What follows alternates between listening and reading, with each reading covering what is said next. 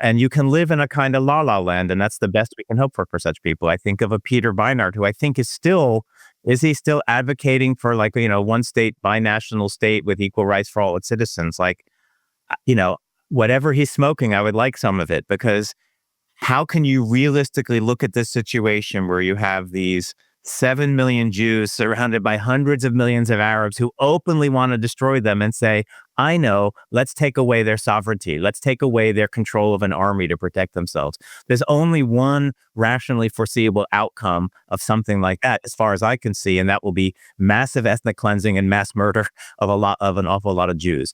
And to me, I can't imagine anyone seeing anything else there, right? Like, again, you have this la fantasy of a binational state. Doesn't that sound wonderful on paper? But it's so far from realistic that I question the mental health of a person who endorses that.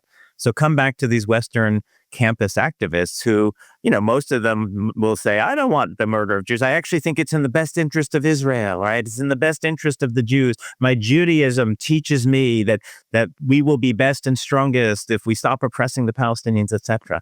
It's all wonderful, but at least from my personal perspective, they're missing a few gaps in the syllogisms there.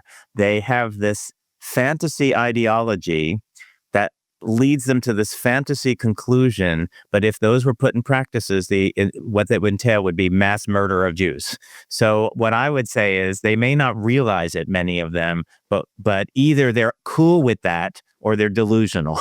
So more of them than would admit it actually are okay, I think, with the destruction of the Jews.